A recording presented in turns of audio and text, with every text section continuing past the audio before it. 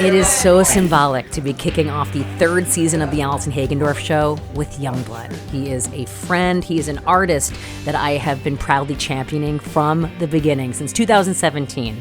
I knew from the moment we met he was truly special and that he was going to be a global superstar because he was going to make it happen. Great, fucking hell. So you happy to be back in New York? Yes, I am so happy to be back, and it's very... Cheers, babe. Cheers. Thank you for me, I need that, man. Of Honestly, course. it's been so mental today, man. Just have a quick, drink a lager with you. Of course. I was like, I got you. Literally. Ready to go. Bed, hotel bed in New York with a fucking glass of lager. Yeah. Perfect. Okay, so also... You know, I'm a baker, and I know you love peanut butter. So I did bake these in Los Angeles. You are so I brought cute. them on the plane. I can't believe you've made me these cookies. Yeah, so you don't have to eat them now, but Nah, I did. but you know what? I'll have a little nibble. Okay, it's gonna be good. my teeth, so you have to check my teeth in a minute. Yeah. Be a friend to me. Yeah, I will. Peanut butter chocolate cookies are my favourite, man. Yeah. Don't you get jealous, mate. I know. I made enough. You can have some. Fucking great, man. They're the best slightly heated, so it's like a little bit melted inside. Yeah, off the fucking head, they're amazing. Yeah. Thank you. Well, those are for you. We have a long night ahead, so. We do, man. I gotta chomp them. I'm just dying that we are here in New York together, of course, my hometown. And I was thinking, we have been in so many cities together. We obviously met in LA, Vegas, your first Lollapalooza in Chicago. In Chicago, everywhere. When Reading, about 100 people there. London. I know. Reading. Reading. Shit, man, that 2,000 cap tent. That's right. Reading, London. And so to be here in New York with you in the middle of your sold-out U.S. tour. It was some fucking moment. Honestly, it's actually so... Give me a hug with you.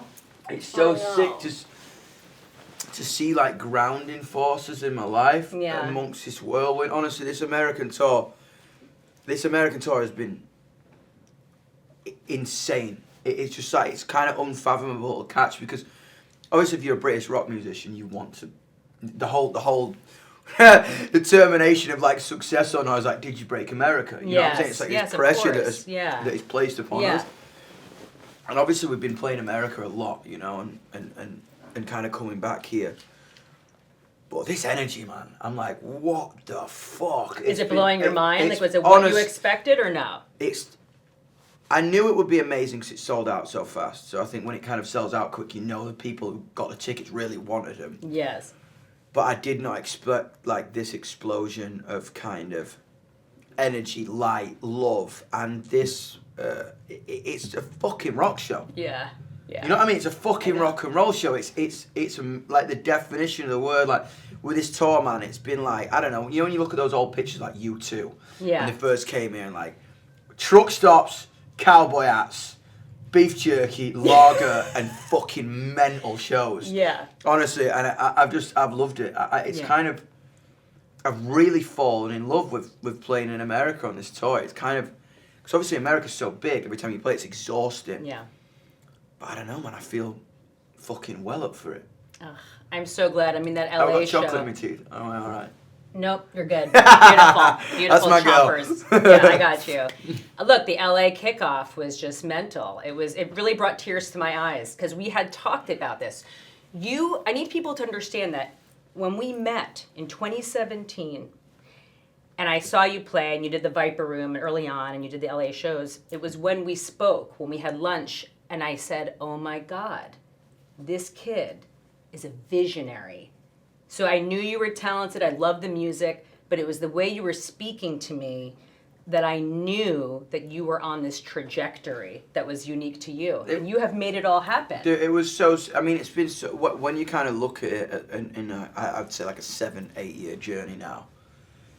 I think, ultimately, I think we bonded so well. It's because I'm a little bit of an older soul as well in terms of rock music, because I grew up in a guitar shop. Yeah. So I was when I was 17 years old, I was rock music is kind of been completely ignored. I remember being in the UK and no one wanted to write about it, sign us, kind of pay any interest. Everyone's like, no, man, rock's it's an old man genre. That's what everyone was kind of saying.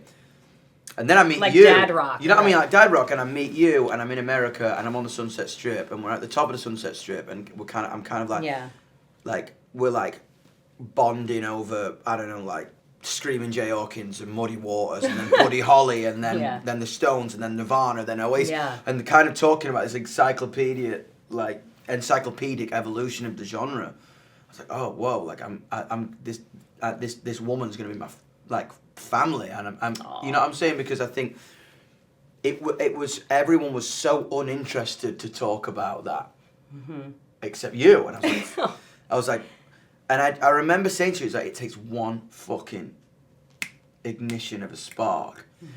And I've been looking for that ignition for 8 fucking years. Yeah. And everyone has been telling me to twist it or put some 808s in it. Or everyone's got to twist rock to get the right playlist in, or the right radio, or the right blah, blah, blah.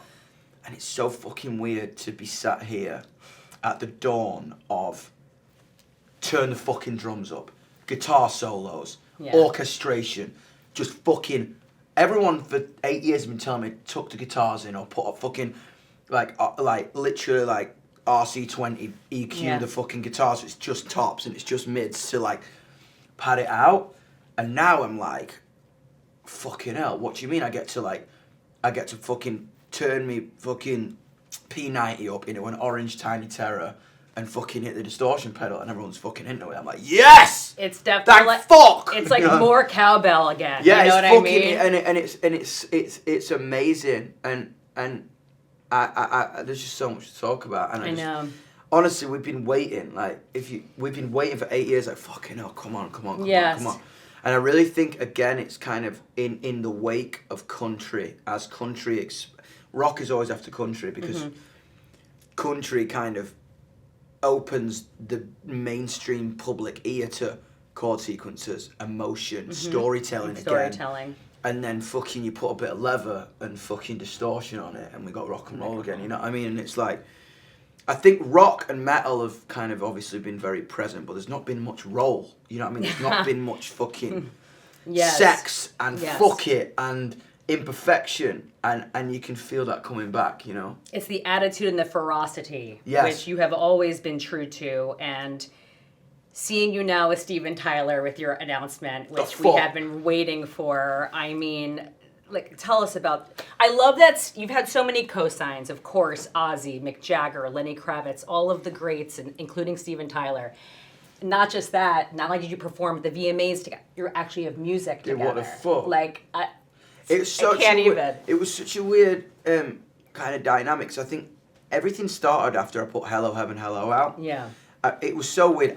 It's so strange to be back in this hotel, because when YUNGBLUD came out and went #1, and it was the album, if you know or not, if you've seen interviews, it was the album where I was most lost. I think the most opinions got involved, kind of was the most A&R'd fucking project in my life, where I listened to too many people. I was in this hotel, top floor, came out, went #1 in 7 countries, and I went, I fucking compromised here.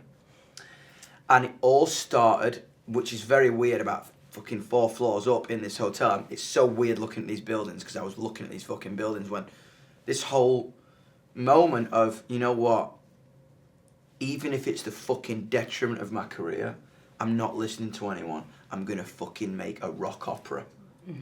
Fuck it. 9-minute songs, imagination, harmonies, old school mentality, modern recording. You know what I mean? I'm gonna make this. And I remember we dropped, fucking fast forward 8 months, we drop Hello. Joe Perry gets in touch. I fucking love this. This is really cool. Whoa. Do you want to come to Florida for 2 weeks and just kick But I it? love that you're at this point now. We're like, oh, then Joe Perry called. You know what I mean? It's just... Instagram or an email, it was like, do you want to come to Florida? And I'm like, yeah. Of course I fucking want to come to Florida and hang out with you for a week and see what happens. Go down to Florida. Not much music happened. We kind of just listened to records, started to write. Obviously, kind of Aerosmith, that incident happened with Stephen's voice. But we were kind of itching to make music together. You know what I mean? We were kind of there was this elephant in the room when we were just kind of hanging out in Florida. So then I left Florida. I said, Joe, can you get me Stephen's email? So I sent him a voice note. I was like, listen. My vibe initially was would you do a remix on Hello Heaven, Hello, in the middle section? And Stephen was like, let's just kick it. I think old school, which is amazing, is love your vibe, love what you're doing. Let's just come to LA and kick it. So on the download, I hadn't even told him this yet. I had held a recording studio. I just told Adam to book a fucking studio. So you never know. Like if you get in a room with creative people, something's gonna happen. You know what I mean? And like, it's so hard. That first meeting, it's like, I don't know. It's like fucking having sex for the first time. It explodes. Mm-hmm. It goes wrong. It goes right. It's messy. It's messy. It's raw. It's primal. Yeah, it's primal. Yeah. So I was like, I had Adam, my manager, on the phone. So we met at Joe's house in LA, all of us, and I was like, yo, we're coming. Have it fucking ready. So I had Matty, my producer, everyone was ready. Yeah. And then we got in the studio, and I didn't know what it was going to be. They wanted to make a new record. I was down to be involved in any way, even if I was writing with them, producing their record or whatever. Yeah. But then me and Stephen got on a mic, and there was this, holy fuck, I'm singing with Steven Tyler. And Steven Tyler's kind of a bit like, fuck, I'm back in a studio after 8 months of kind of getting my voice back together. And we were like kids. It was like this competitive... Like this fire. This fucking fire between us. Like, so we're all trying to get higher than each other. Like, oh yeah! Doing all this shit. And then My Only Angel came out within 12 hours. First song, done by the night time. We were both... Because I didn't know, I was singing something and then didn't know if Stephen was going to go and replace it. And he was like, wow, we sound really good together, don't we? And it was so natural that it was just like, I think this, and it just turned into a project. And I was like, within 3 weeks, we had 6 songs. And it's like, fuck. It was, honestly, it was so crazy. So what's the deal? You're going to put out new music together? We're putting out a whole fucking EP together. 6 songs.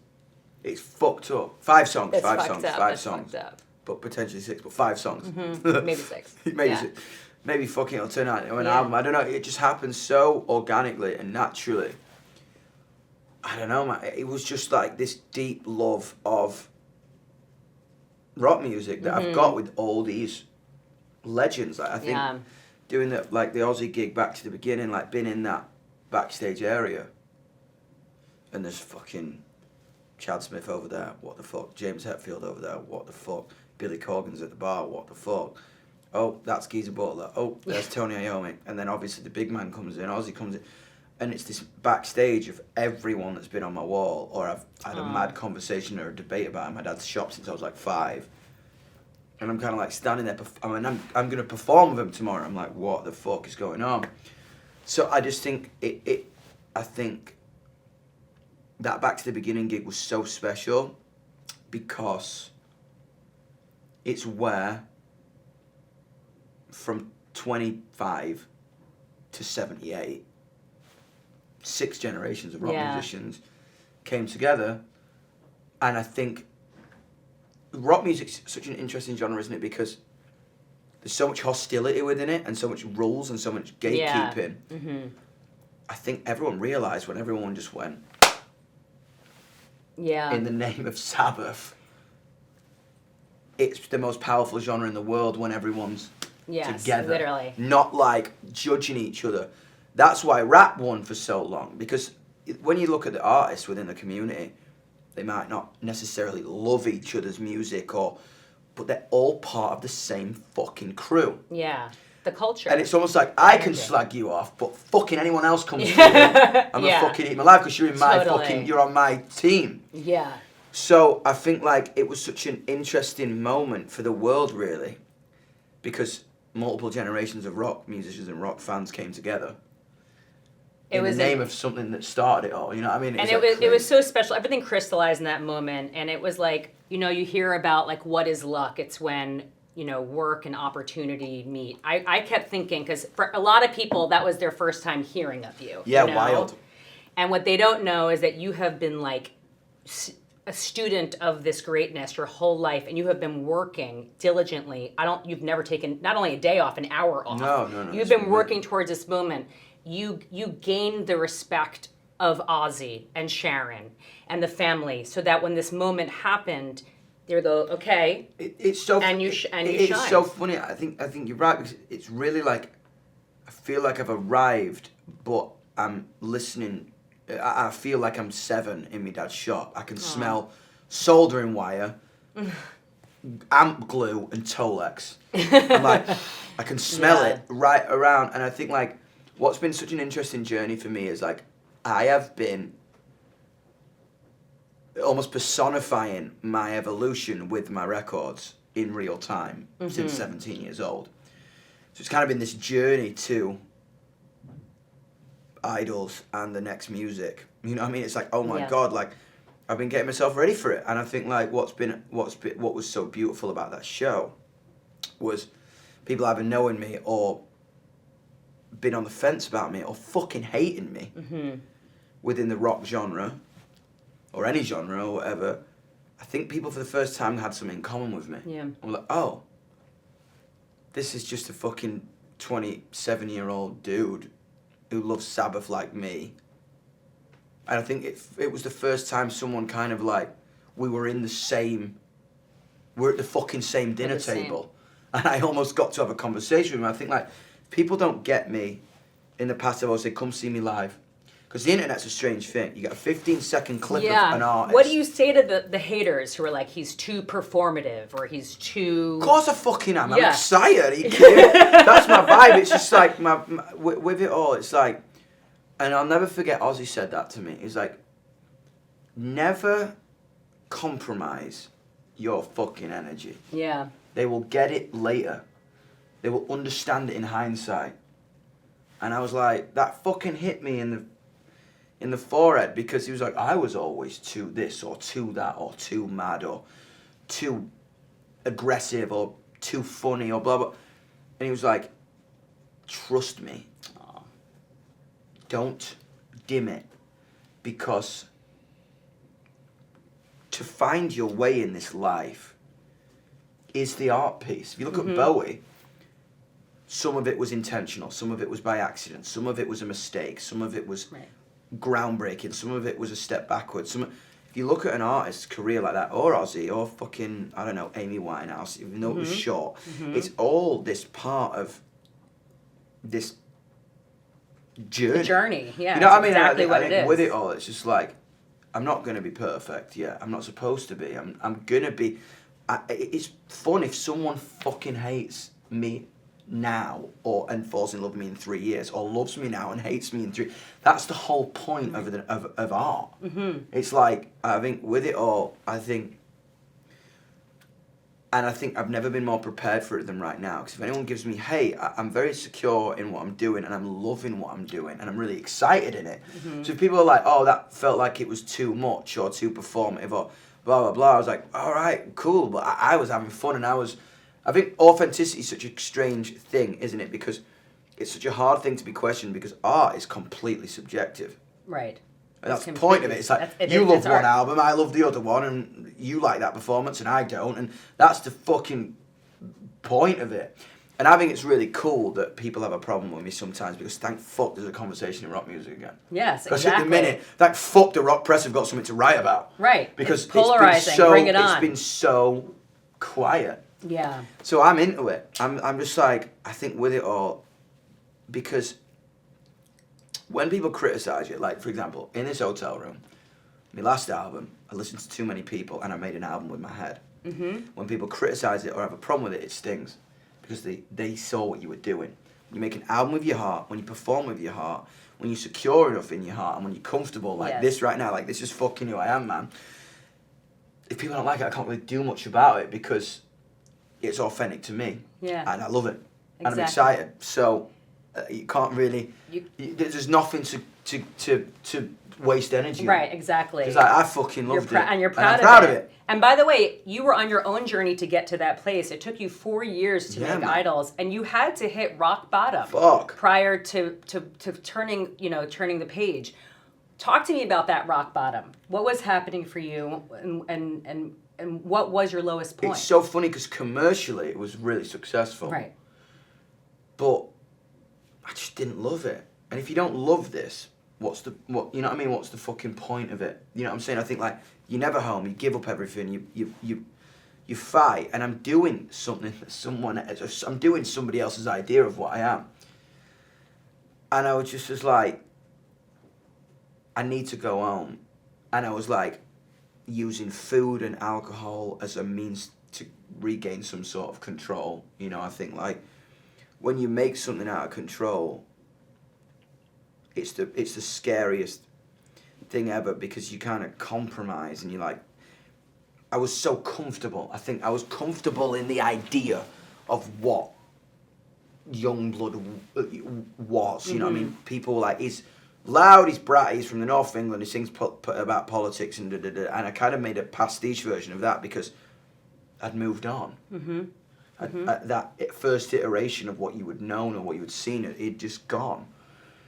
So I was like, I need to get my shit together and I need some time alone and I need to go back home to the north and kind of shelter myself away and go and make an album with my guitar player Adam, I've been with since I was 15, and Matty.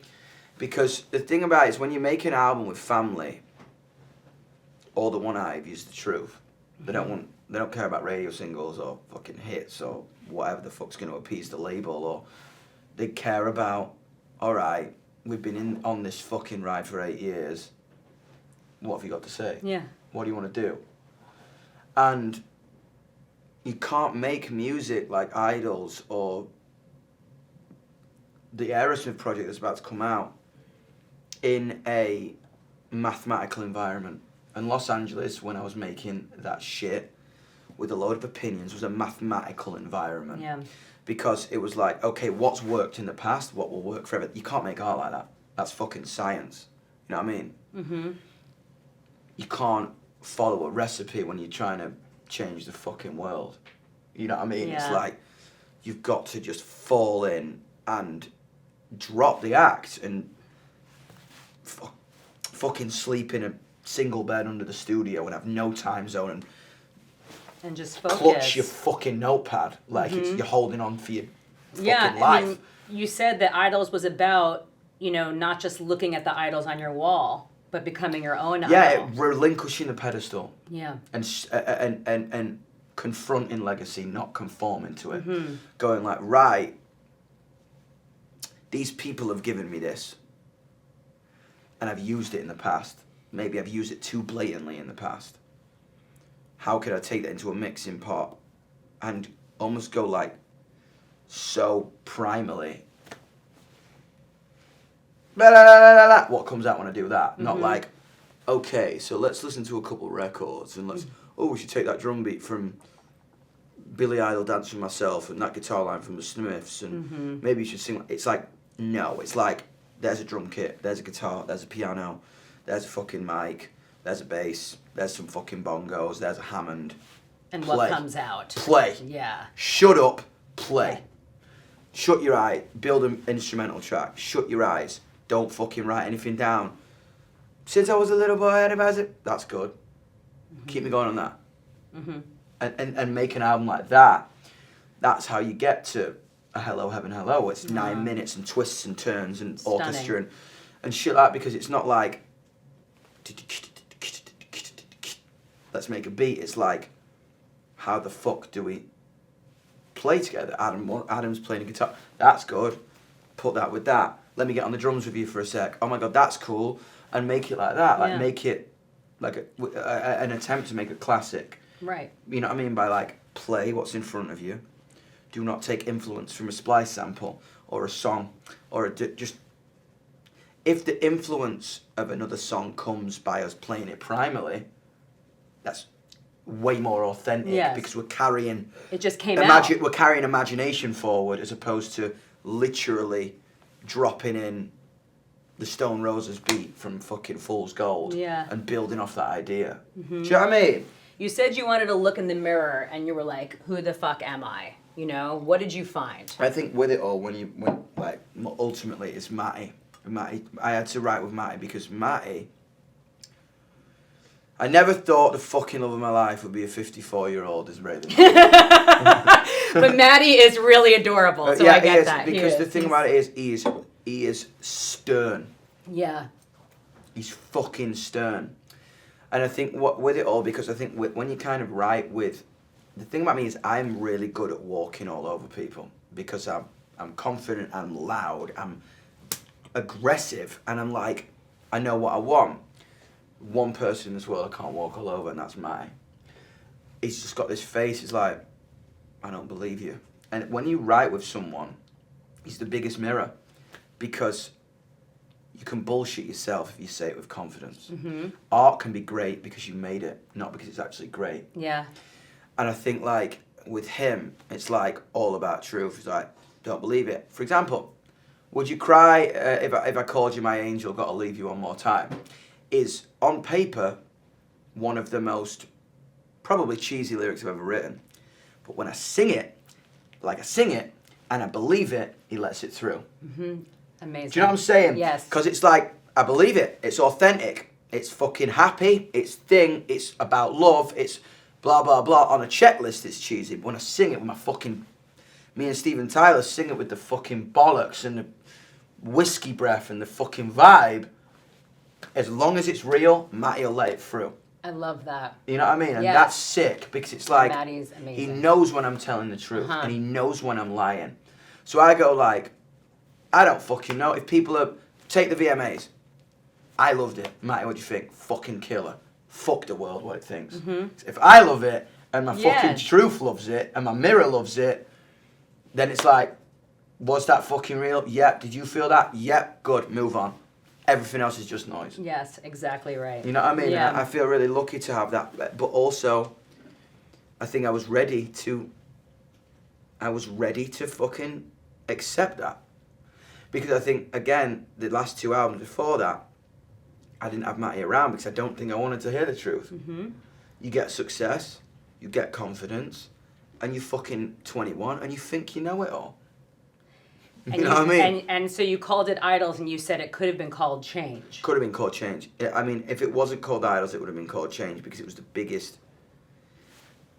slap in the face, humbling experience that made me go, right, if you're going to leave one more thing behind, would you be happy with what you've already left? No. If you're going to leave one more thing,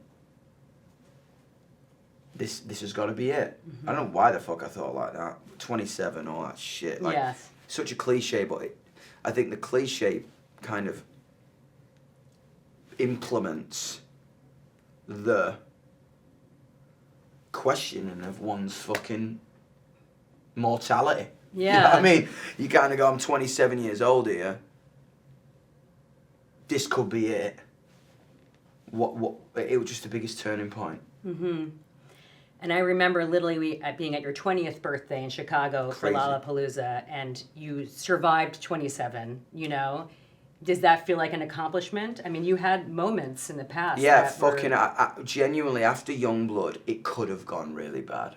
Because when you find yourself lost, but in a position of success, lost in a position of kind of like, I'd earned money, I'd kind of sold a couple million records, you know what I mean? I think like, you can bullshit your way into the direction you want to go in, you know? I think like, I was drinking so much, I pretty much had a borderline eating disorder. I just fucking was trying to grab any sort of control because I'd lost it on YUNGBLUD. Mm-hmm. Everyone was advising me who to write with, what I should do, what it should be, instead of actually going like, I need to take a fucking second here because this version that you know of me is just gone. It's I'm not telling the truth anymore because I'm not that kid. I mean, I distinctly remember moments where you were like telling me about the noise you were hearing, about the styles you should try or people you should collaborate. And I remember being like, and I knew that you knew this. I mean, everyone Lean close to me in. was going like... Lean in on what feels authentic to you.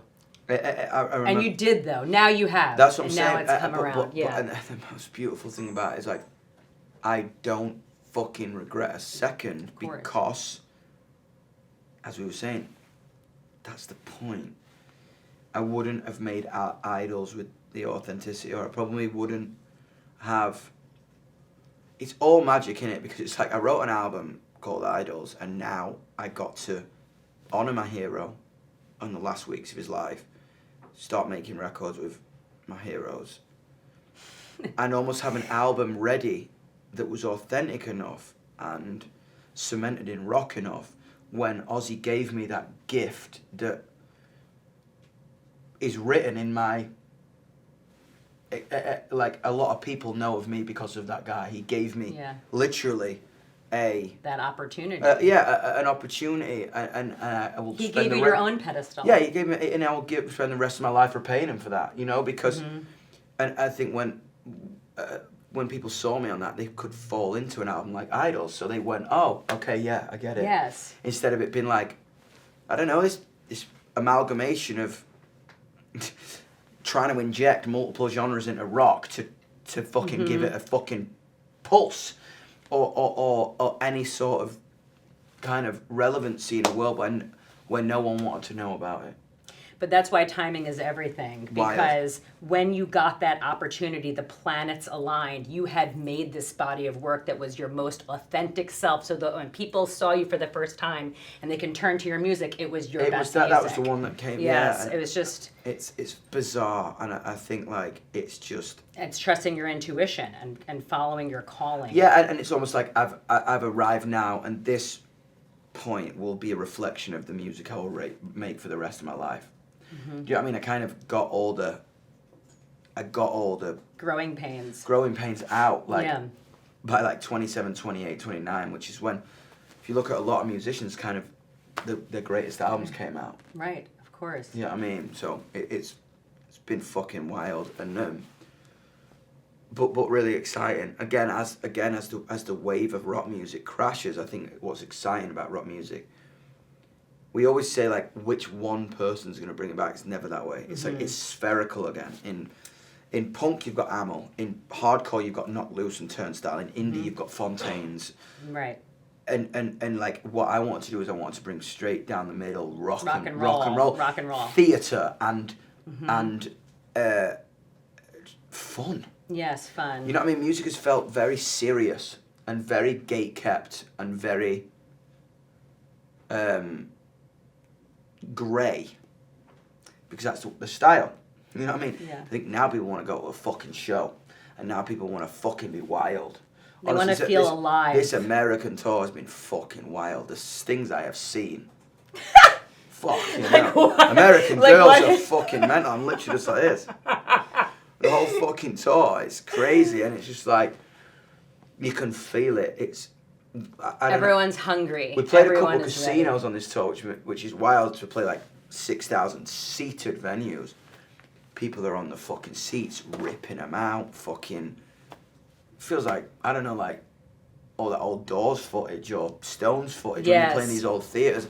It's been so long. It's so fucking cool. It's been so long since rock has felt this way. Yeah, and for a lot of us, this is our first introduction to it, you know? Yeah, 100%, and it's just, it's fucking again, it's great, primal man. Like, and visceral. Yeah, man, and I'm putting my leather on, and I like, my vibe is like, I worked really fucking hard to become what I always wanted to be and dreamed of what I wanted to be, and I think that's why, like, sometimes if you look on the internet and people don't get it, I couldn't fucking care, because I'm having fun and I fucking love it.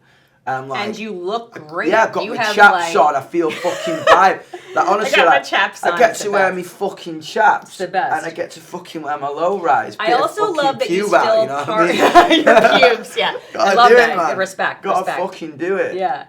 But talk to me about the balance, because we drink, we party, we hang out, but you're still boxing. You found that balance. The vibe was like, once I started vocally, I think rock music vocally has been unambitious for a while.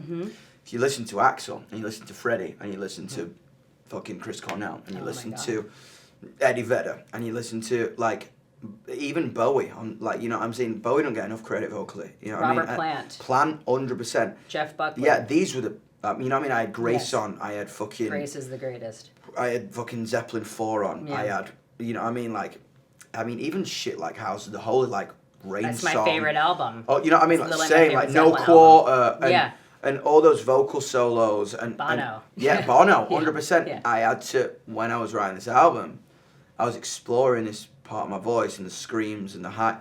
I had to, literally, I'd written this album and I was 20 kilos overweight, unfit, voice was just going, singing these songs in rehearsal after 2. So I was like, right, 5 days a week I'm going to box. I'm going to go get singing lessons. I'm going to get myself ready for this. You're an athlete. Yeah, because and I think like more than ever, like on this tour vocally, it's like, I gotta do my shit. In the past I was like, if my voice was a bit fucked, I'd have a shot of whiskey and fucking just rasp my way through it. But with this, like, when you put the music first, it's the best drug in the world, and it's the best gift in the world. Like, it's fucking crazy, you know. Like, I got to do it, and I can't sing these shows more than three shows in a row anymore. Cause it's like vocally, I don't want to take it down. I don't want to cheat. I don't want to fucking put tracks in. We're doing this real. We're doing this right. I'm like, my vibe was like, I got to try and vocally compete with my idols and my heroes, and it was a challenge I set for myself. And I was like, I'm gonna get fit. I'm gonna take this shit seriously, because the thing about rock music, it doesn't give the credit or the crown like that. Rock, hip hop or pop, whatever's biggest gets the crown. Yeah. Rock music, You have to earn it you've got every to single fucking day. earn it, because it's like You got to keep earning it. it's musically like alien. You know what I mean? But it's raw. Like pop music, it's like this glamorized version of what life can be, and It's polished. and that's how you can go to it for an escape. Rock music is primal, sexual deviance, unapologetic, and raw. Like, for example, like with these songs, even on this tour, that's why I wanted to do theaters. This first American tour, I was like, no screens, no gimmicks, music, band, orchestra, fuck it. Yeah. Can we do it? And it's been amazing to kind of try that challenge and have a go on that challenge. And even at the VMAs, like, I mean, it doesn't take a fucking genius to know that we were probably me and Lola Young were probably the only ones singing live. Yeah. Or playing live. Yeah. You can fucking tell. Watch Yeah. it back. You could feel it. What was You could amazing? feel it. What was amazing was we've been so conditioned to perfection. No wonder we got the most views, I think, because people felt this raw energy. We were flat. The drums were fucking out of time sometimes. We had no click, no grid. Nuno was calling the songs in between. You can feel it. It's imperfect. Great. And that's the point. Everyone's like, why is this? It just stood out because It was refreshing. It's Because that's refreshing. music. It's rock music. That's it's actually rock music. And Yeah. like, you've got to Feels so celebrate the good. imperfection. And it's kind of like, and that I enjoy when I look through the comments. People are like, oh, the vocals are a bit flat, or the ding. It's like, that is Correct. music, baby. Fucking welcome to It's human. Welcome to fucking real music. You know what I'm saying? Yeah. Like, we've been so conditioned to perfection and tuning Across the board. across Yeah. the board, and everything EQ to the vibe. Like, rock and roll is uncomfortable. Welcome back. I want to feel the grit. I Yeah. want to taste the grit. And I want to be fucking shit scared nervous that I'm not going to hit the fucking note. And you want to know what? Some nights I won't.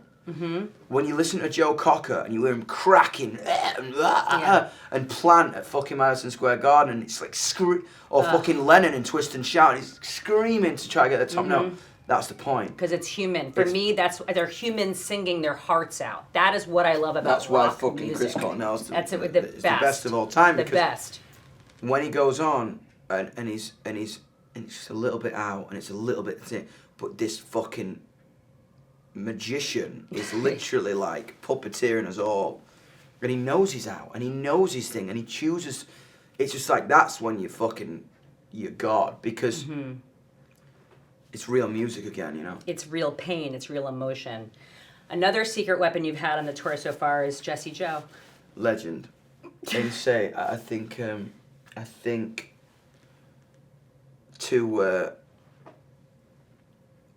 find each other, it's so strange, isn't it? When you fall in love with someone, you find your partner without choice.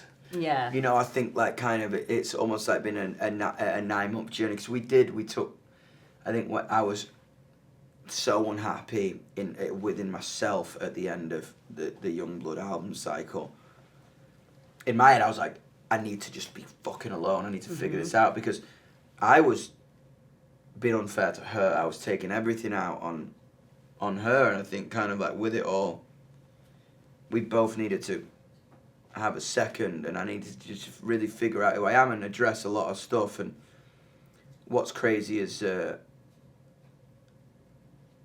she's fucking held me on the floor when I have been like at rock bottom, and to kind of come back and really build a house around ourselves, all of us. I mean, like, my best friend's my manager, my fucking love of my life is my creative partner in everything I do.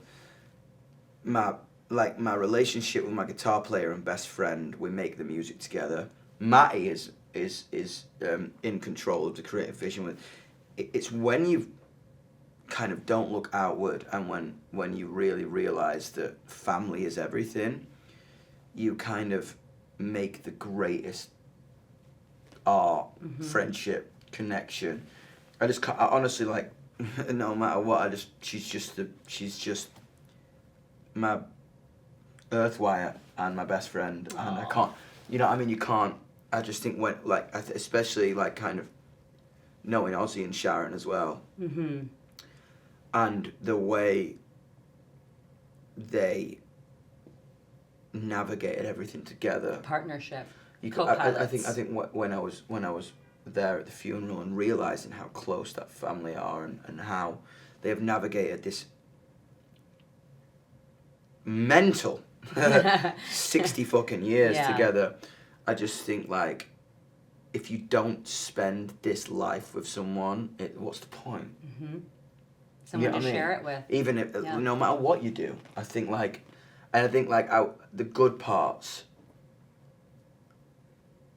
When you can, when I don't know, when fucking Steven Tyler wants to get in the studio, I didn't have her to call, and I was good. Yeah. And now I finally got her to call me like, yo, fucking hell, like, I don't know, like, I just got asked to fucking play at the VMAs with Ozzy, and she's like, what? And it's like, to have that, like, fucking two kids jumping on the bed together, when you're supposed to be so cool and calm and collected as a rock star. Yeah, man, got asked to do the VMAs. It's like, it's beautiful to have that with. And I think it's so funny when, again, like, you say when people on the internet go like,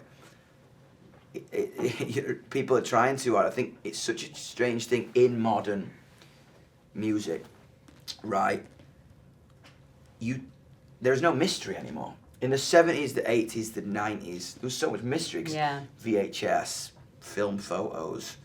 You don't look into people's real lives. I'm telling you, bro, when fucking Aerosmith sold that MSG, those motherfuckers aren't. Like, I know them. They're just like, like, what the fuck? You know what I mean? It's like everyone is like, what the fuck would you do? So I think it's so hard to, I think people question rock stars now because you see into, that's why even people like, oh, some of the older rock stars aren't as good anymore. Because, oh my God, because they're human beings. Because they're human fucking beings. Yeah. Welcome to seeing into people's lives. I think like in the 70s and the 80s or the 60s, when you see a photo of Jagger or Lennon or Bowie, you see a moment that's caught on analog film that feels so cool. Yeah. You don't see fucking John tucking into beans on toast. Or fucking, you know what I mean? Like yes. That's why people are like, why is rock not what it used to be? Or why is pop like Britney moment with a snake not what it used to be? Because there's no barrier anymore. There's no mystery. There's no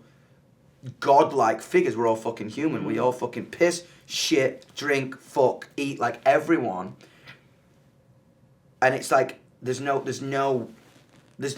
fucking fluff. There's no cherry. There's no one step removed. It's too accessible. It's too accessible, and I think that's what's been strange, and beautiful about two generations. I think what's powerful about rock music, two generations have finally found common ground. Yeah, you can fucking feel it.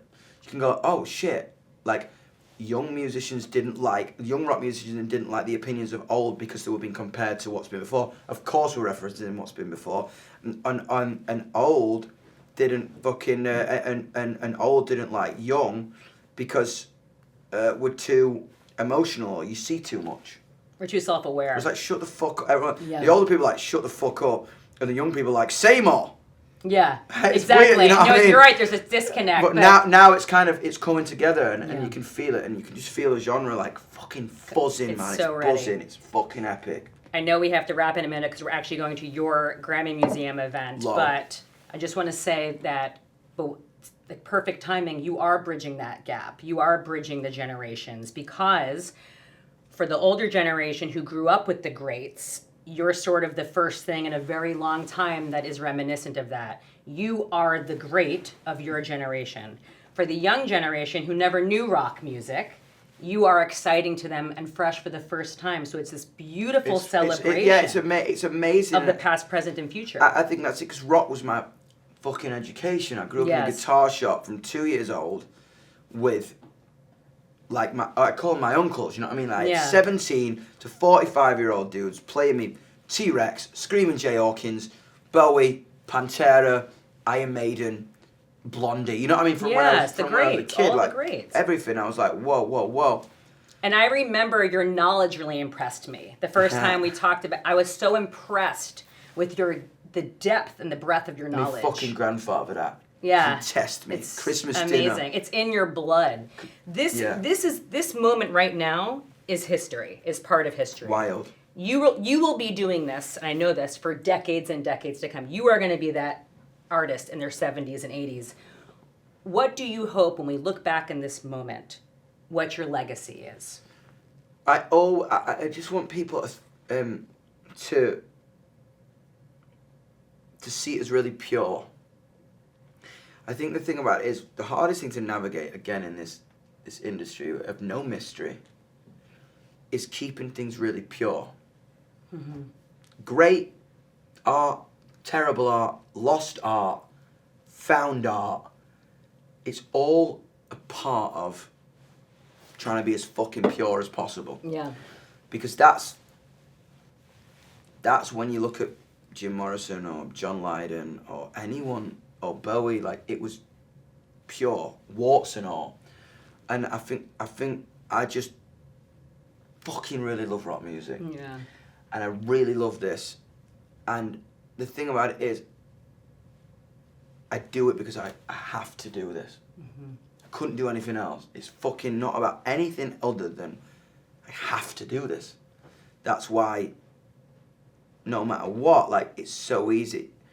That's why I feel so lucky, whatever the fuck was looking down on me when could have fully gone on the last record. Oh my God, it's number 1 in 7 countries, let's fucking have it. I have to do it. It wasn't good enough. I compromised. I have to, you know what I mean? I'm addicted to it. And I just feel lucky and excited that I can do this forever. And again, as I said, like, I love rock music. I want it to be the best. I want it to be the biggest. I want it to be the fucking monster that swallows everything else up because it's what I grew up on. And there's not enough of it around. And again, like, I think with it all, I want young rock bands to not be afraid of reference in the past. And to not be afraid of rock in its purest form. Because everyone's told them not to. And everyone's been like, reference everyone. Do it. Of course. So everyone did. Like my fucking all granddad. love them. My granddad didn't like Oasis because he thought he sounded like the Beatles. Yeah. Until my dad convinced him to like Oasis. Of course, Oasis sounded like the Beatles because that's just what it was. So same with Ozzy. Great. The Beatles wanted to sound like fucking Bo Diddley. Yeah. You know what I mean? And so on and so on and so on and so on and so on. Robert Plant loved the blues. That's exactly it. Course. And it's just like, don't be afraid to wear your references on your sleeve because when you do it in a way, inevitably, every one of us is individual, so you'll do it in a new way. Mm-hmm. And you'll do it in an individual way. So I think it's fucking exciting right now. It's cool as fuck. You are forging your own path, and you know I'm forever in your corner. I'm so proud of you. I love you. I adore you. I love you too. We're going to your Grammy event, which I'm honored to host with you, and I have a surprise for you, which I'm going to Another surprise. Okay. I have to get changed for the event really quickly, so the surprise is what I'm wearing. Okay. Oh my God, I'm obsessed. Okay, so be right back. Right? Okay. Perfect. I know we have to go. Fucking great. I'm gonna have one of these fucking cups. Good. custom. That is fucking kick off! Bro. Where the fuck did you get that made? Tribute project, my girl. Oh made it my- specifically for That tonight. is so fucking sick. And the Amazing. colours for the Harrison project are red and black. Amazing. It's fucking like, you know I it. mean, one of a You kind. look amazing. Oh. Woo! Isn't that pretty awesome? Just for you, babe. You fucking best. You are so special. Oh, dude, I love you, man. It's gonna be fun Amazing. tonight, man. I fucking Yeah. Alright, 3, 2, 1. I feel good. Hi, Reggie. Alright, have a great one out there. See you later. Close.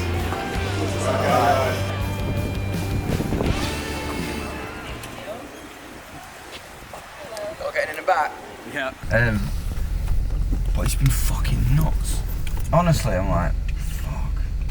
It's just so good now as well because I don't feel hindered when I'm writing. Like, I can write rock and roll in my fucking sleep. Yeah. That's what I do. So now I'm in the studio, it's not like, it's not like mathematical being like, okay, how do we, you know what I mean? It's like, it's just purely natural. It's weirdly in the studio, like, a lot more calm, and like, she dropped there, more guitars there, just like, Unreal. just some shit like this, like. When you're in the studio, literally with like Steven Tyler or Lenny Kravitz, do you get self-aware? Are you like, how is this happening? Or are you It's like, just obviously, yeah, that first, but it's also beautiful because there's an adrenaline for all of us. Like, they're nervous and I'm nervous for two different reasons. Of course. And It's exciting for them too. but I just fucking, I don't know, man. Like this hum of like, whoa. Like, I mean, this one is called Problems and it's so rock. We turn this up, sir. Play this. It's like a bit louder. Fucking 25. Rock.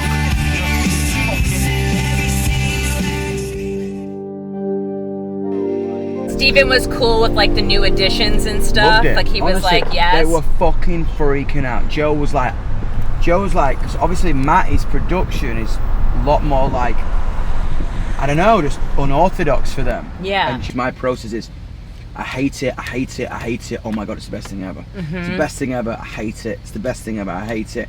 Is this gonna make it? Fuck, wake up the next morning, then judge. Yeah. But the whole hating it allows us to go to a different avenue and then come back, and it's just crazy.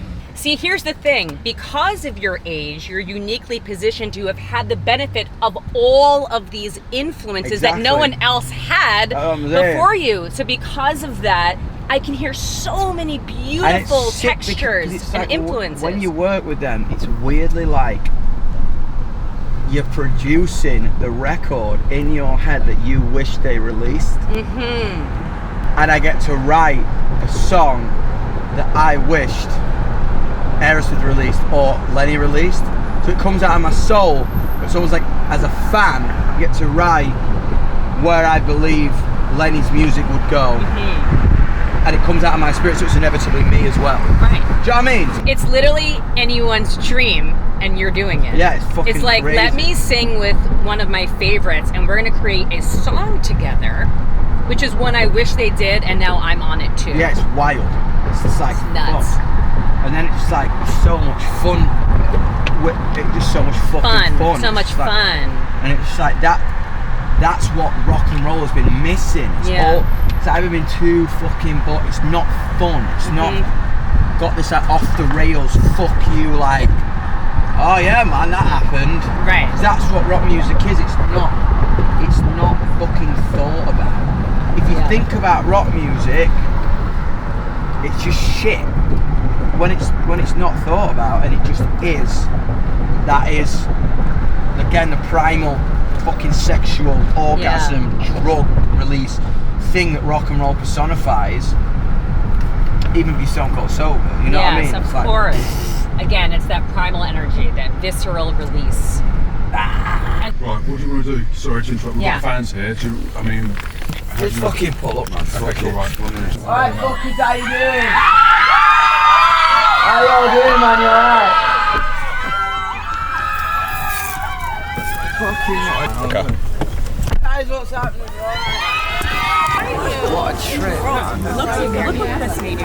The cramp. All right.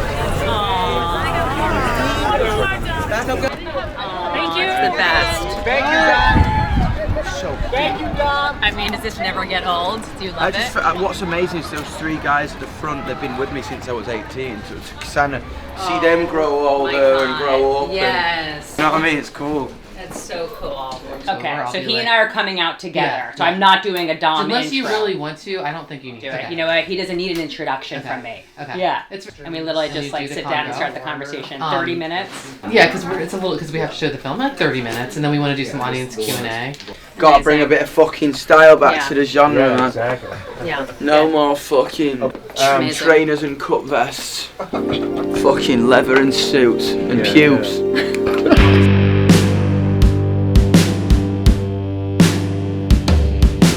Yeah. Allison Hagendorf and YUNGBLUD.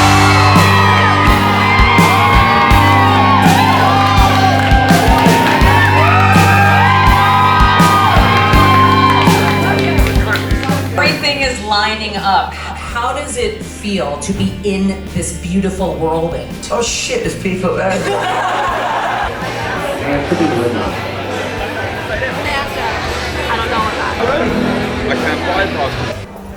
I got really emotional. I was actually in tears. But that's what's so special about him, you know, is that his music is love. His music is love and it's connection. And that's what makes him so magnetic and very, very special and important. That was beautiful, man. Great. So stunning, man. Do a quick warm up. How long is it till the show? 15 minutes. Thank you, babe. It's It's so fucking special. honest. I was in tears. It's mental how much fucking life we're giving people. Yeah, and, I know. and it's fucking fuck. I'm like emo about it. Yeah. And what's beautiful as it gets bigger and the age range gets a little bit like parents and Yeah. and like offspring come together. It's metal, it's pop, it's like Yeah. it's the full It's spectrum. rock and roll. It's that's rock the and thing. roll. We have been to so many different cities together, and to have him come hang with me here today in New York, my hometown, is a beautiful full circle moment. Youngblood's just getting started, and so am I.